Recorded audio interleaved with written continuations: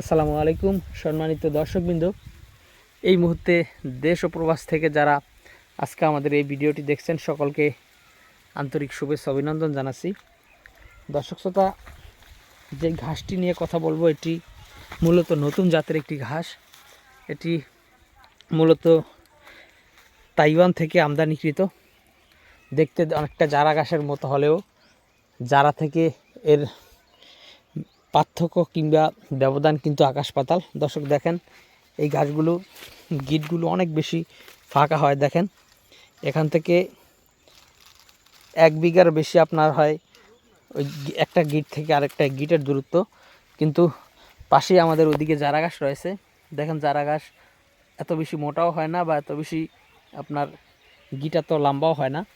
আর এই তাইওয়ানটা গিট অনেক লম্বা হয় এবং ঘাসগুলো অনেক বেশি মোটা হয়।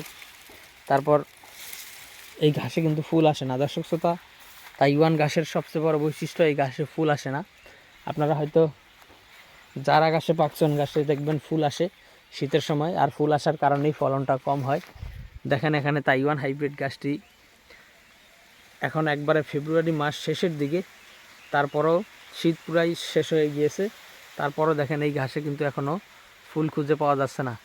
তো দর্শক, আপনার আর এই ঘাসগুলো জারা থেকেও 4 থেকে 5 ফিট বেশি উচ্চতায় লম্বা হয়। জারা ঘাস যেখানে আপনার 15 ফিট লম্বা হবে, এটা কিন্তু 20 ফিটেরও বেশি লম্বা হবে। এটা এই গিটগুলো লম্বা হওয়ার কারণে গাছটা অনেক বেশি লম্বা হয়, প্লাস মোটা হয়ে থাকে। আর বর্তমান বাংলাদেশের সবচেয়ে কম সময়ে অর্থাৎ সবচেয়ে দ্রুত বড় হয় যে ঘাস, সেটি হলো কিন্তু এই তাইওয়ান হাইব্রিড ঘাস। তো দর্শক শ্রোতা, আমরা এই তাইওয়ান হাইব্রিড ঘাসগুলো কাটিংয়ের জন্য রেখেছি। দেখেন ঘাস কেমন।